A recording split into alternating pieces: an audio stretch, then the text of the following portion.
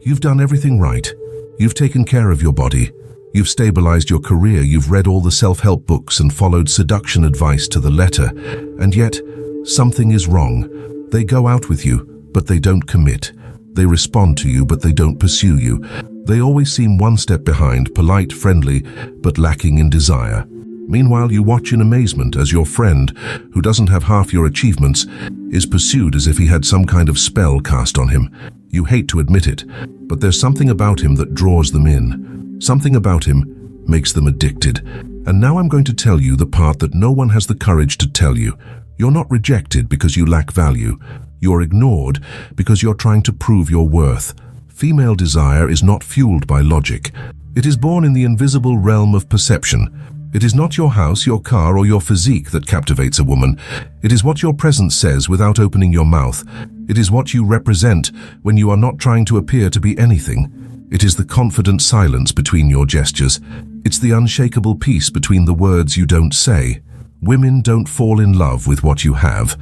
They become addicted to the version of you that you awaken in them. And that doesn't happen when you try to please. It happens when you are whole enough that you don't need to please, when you carry the calmness of someone who isn't looking to be chosen. That's when the addiction begins. Do you want to know what makes a woman wake up thinking about a man and go to sleep trying to forget him? It's not the expensive perfume. It's not the fit body. It's his absence. The way he remains present, even after he's gone. The impression he leaves between the lines, the space he occupies in the subconscious, without invading, without begging, without trying to convince. For years I believed I needed to be more, stronger, richer, more interesting, more desirable, until I understood that true magnetism isn't about adding things, it's about subtracting everything that isn't you. That's why, in this video, I'm not going to teach you how to win women over. I'm going to teach you how to destroy the character you created to be accepted, because that character, polite, hardworking, controlled, is exactly what keeps you invisible to the eyes of real desire. I'm going to show you, chapter by chapter, how to destroy that conditioned identity, how to rebuild your presence, how to stop being ignored, not by being scandalous, but by being unchangeable, by being the kind of man who doesn't bend, even when desire knocks on the door, the kind of man who doesn't beg, doesn't convince, doesn't prove anything. And maybe you're not ready for that yet, because it's going to hurt.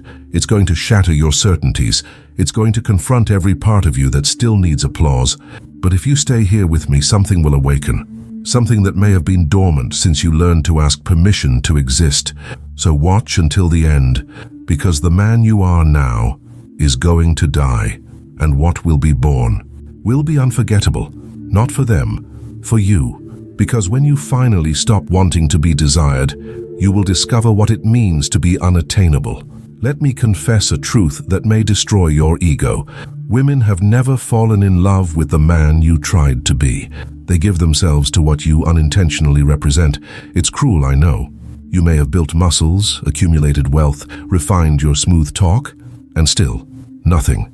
Meanwhile, a man in ordinary clothes and with a quiet presence dominates female desire as if by an ancient spell. When I was younger, I fell into this trap too. I believed that by becoming a man admired in the eyes of the world, women would throw themselves at my feet. I was wrong. Women aren't addicted to conquests, but to the feeling a man awakens when he falls silent and still changes the atmosphere of the room. Do you want to know what turns a cold woman into a devoted one? The realization that you are unattainable, not because of arrogance, but because of completeness. It is the man who doesn't need to prove anything, who doesn't need approval, the man whose soul is at peace, because she feels, even if unconsciously, that this man is not begging to be chosen. Female obsession is born when she realizes that her validation doesn't move you an inch. And here's the cruel irony. The harder you try to show your worth, the more you scream that you have none. That's the paradox. Need destroys mystery. The search for approval betrays the absence of identity. They don't want a perfect provider. They want a man who knows he is already complete, with or without them. It's not about being rude or indifferent. It's about knowing that your essence does not depend on their response. When that happens, you enter their minds as an idea they cannot delete. Not because you shouted your importance, but because you whispered authenticity, while everyone else begged for attention. I saw it in Venice, in the salons and in the averted glances, the men with the finest coats, the most noble gifts, eclipsed by an artist who smiled with disdain and never asked permission to exist. They didn't want what he had. They wanted what he made them feel about themselves when they were around him. The question a man should ask himself is not, what do I have, fine, but rather, who am I when no one is looking? Because it is this silent presence that creates addiction, not your bank account, not your resume. The secret, dear reader, is not in adding external layers. It is in destroying the need to be more than you already are. Now understand this as a key.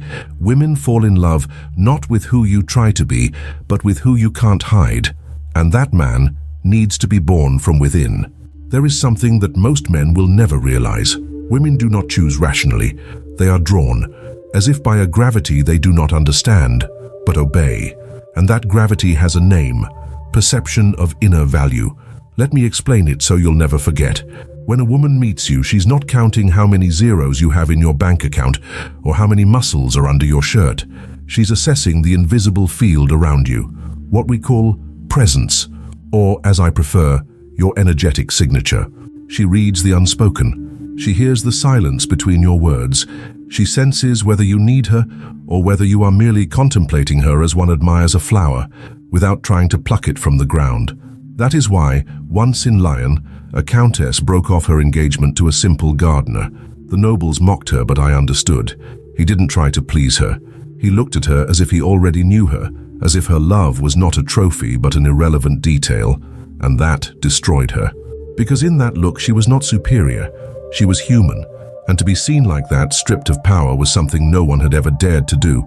That's the beginning of addiction, when a woman feels touched in a place she didn't even know existed.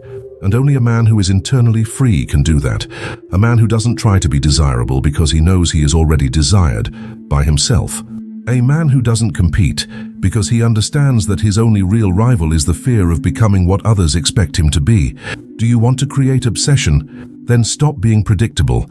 Stop offering everything. Stop anticipating desires. Become a presence she can't control or understand. That's what I call perceived value discrepancy. Not the value you say you have, but the value she feels you carry, even without words. The man who masters this art will never be ignored, because he lives outside of validation, and that makes him dangerous. The addiction starts there, not in the touch, but in the abyss between his calm and her inner chaos. And the more she tries to figure you out, the more she loses herself. And that's exactly what she can't resist, because it's not you she wants. It's the feeling of transcendence that your presence provokes. That's the secret that even poets dared not write about. But I've lived it, and now you know it too. Most men believe that to be desired, you have to chase after it, show yourself available, demonstrate interest. But that's the biggest mistake of all. The man who chases reveals that he is willing to lose himself to be accepted, and no addiction is born from easy surrender. Let me tell you a story that has never left my mind. In Florence, I met a young woman married to a banker. Wealth, stability, power, everything she supposedly wanted, yet her eyes were always searching for something more. Something that would make her forget that she was safe but not alive. And then she saw me. I didn't chase her. I looked at her lightly. I didn't say what she wanted to hear. I just existed, like someone who is already too full to beg for space. And in that moment, she no longer wanted what she had. She wanted the mystery of someone who didn't need her, because desire is not born from constant presence, but from strategic absence. It's not the touch that is addictive, it's the doubt. The does he want me? The why doesn't he react like the others? That's what destroys a woman's emotional control. That's what makes her daydream about an ordinary man who behaves as if he were rare. Now understand this. Pre-selection is not theatricality. It's not saying you have others, it's being someone who doesn't even need to say it. It's the tranquility of someone who knows that if she leaves, others will come, not because of conquests, but because he carries something that cannot be bought: emotional autonomy. Women don't get addicted to accessible men. They get addicted to enigmas, in presences that cannot be explained but felt, in men who may be there but are never completely given, who share the moment without becoming dependent on it. And the more you practice this non-neediness, the more you become someone who doesn't beg, doesn't give in, doesn't fall apart to fit into someone else's desire. And the most interesting thing? They start fighting for a place in your emotional agenda. If you want to see a woman desiring you even in the silences, Don't try to be her dream. Be the enigma she can never decipher. Because deep down, all addiction stems from a frustrated attempt at control. And you, my dear, need to become uncontrollable, not out of arrogance, but out of completeness. When you are whole, she feels it, and what she feels, she desires, even if she denies it, even if she runs away, even if she hates herself for it later. But then, it will be too late. She will be trapped, and you, free. Let me tell you something that no seduction manual dares to say. The more you want to have sex, the less she wants you. Not because sex is wrong, but because for a woman, desire needs to emerge from a space where she feels free to choose, not pushed by your anxiety, not attracted by your hunger. Men who are too hungry smell like scarcity, and nothing drives women away faster than the perception that a man is there to take, not to overflow. In Paris, I met a courtesan who was sought after by dukes and poets. She told me something I've never forgotten. The men who offer me their bodies the most are the ones who have the least soul. I just smiled, because without realizing it, she had touched on the core of female obsession. The man who says no when she's used to hearing yes. Rejecting sex when she offers it is not a game. It is a ritual of sovereignty. It is saying, with a gesture, that your peace is worth more than any passing pleasure, that you are too whole to bow to impulse, that you choose the moment, and the moment does not choose you. This destroys her, because she realizes she has no power over you. And paradoxically, this gives you power over her, not the power of domination, but of gravity. You become the one around whom everything revolves, because you don't need anything, and those who don't need anything have everything. When you show that you are not thirsty, she wonders what is so fulfilling in you, and in that question the crack is born, because all other women will feel it too, and the pre-selection begins.